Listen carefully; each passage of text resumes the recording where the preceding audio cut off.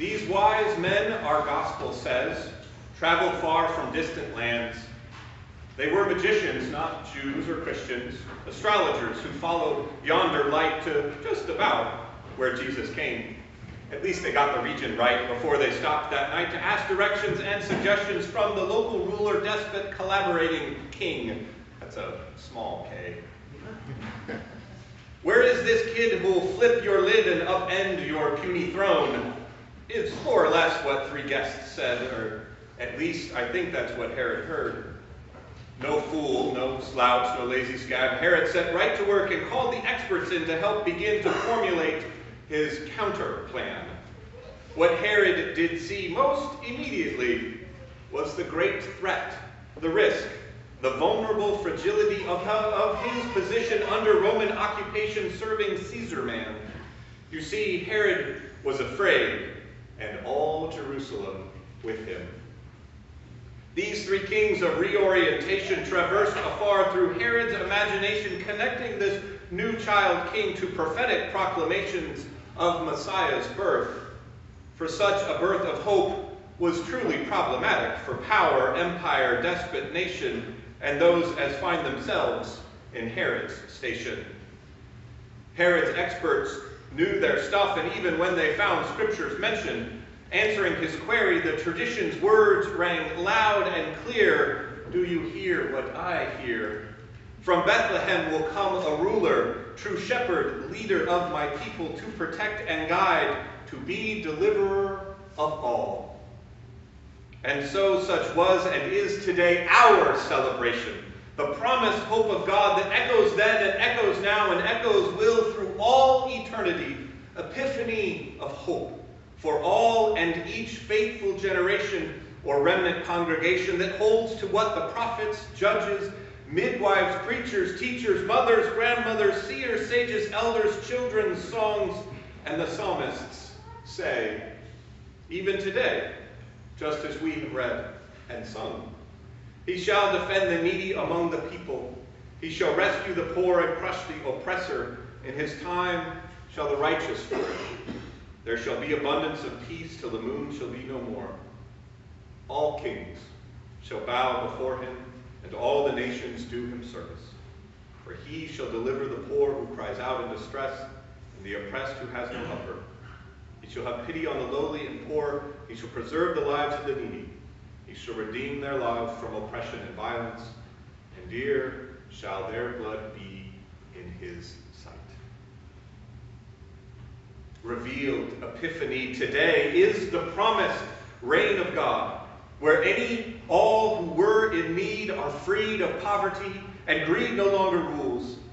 This is the promised King who reigns from God, whereby the lowly, poor, oppressed, pushed down, enslaved, forgotten, sidelined, othered, and ignored are front and center, lifted up, celebrated, and adored, just as said the prophet child Madonna, neither meek nor mild, who told all this before. So yes, King Herod's boots were shaking, as well they should.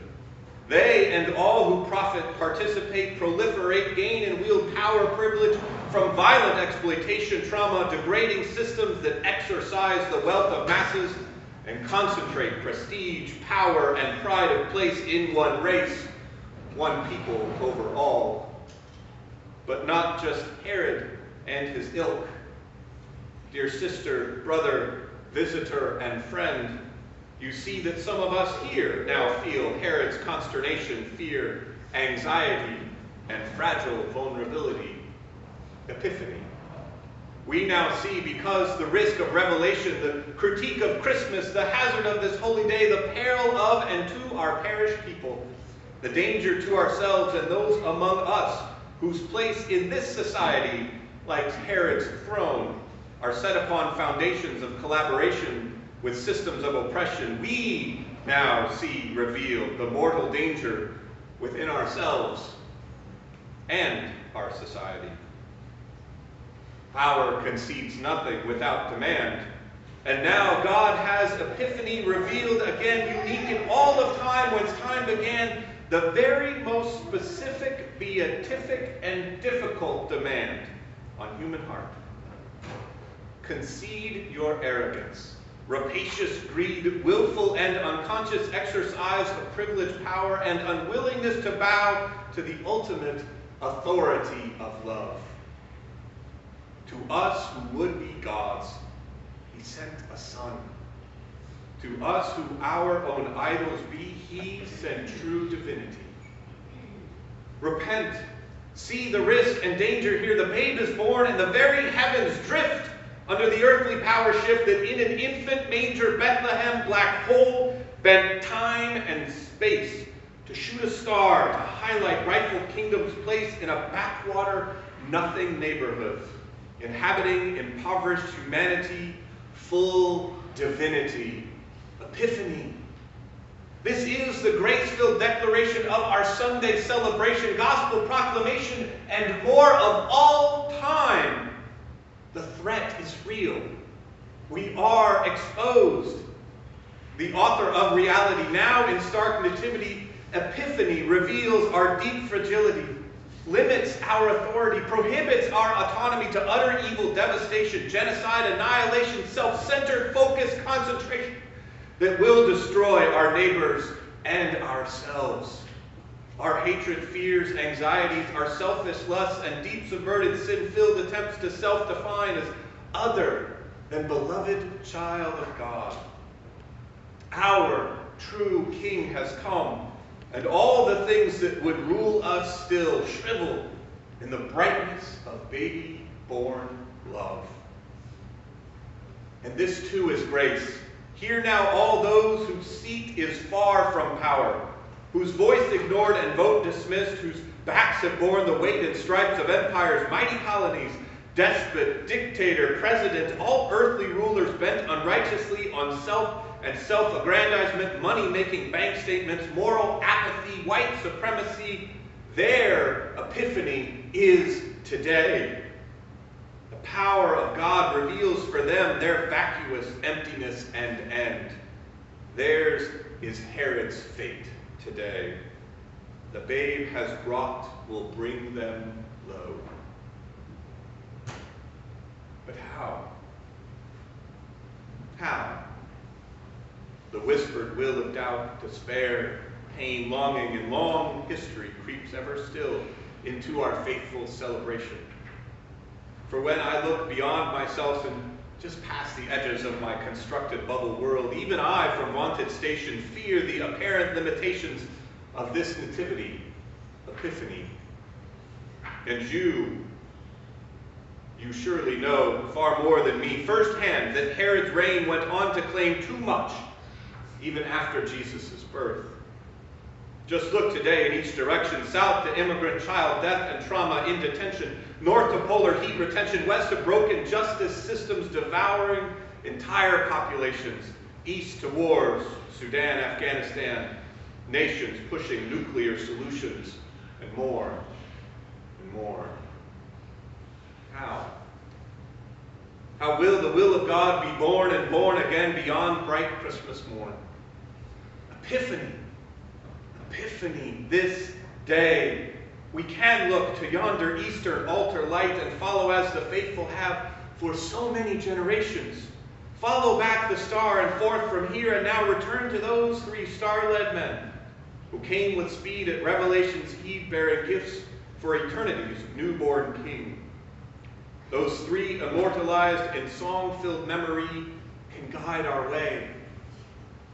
They did face a choice far more in going than when they came, for coming was of their own accord through bandits, heat, hunger, thirst, and culture's barriers. Oh, but they're going. Oh, their going risked more than mortal peril. The going risked reward and end stretched past just skin beyond to their own immortal souls.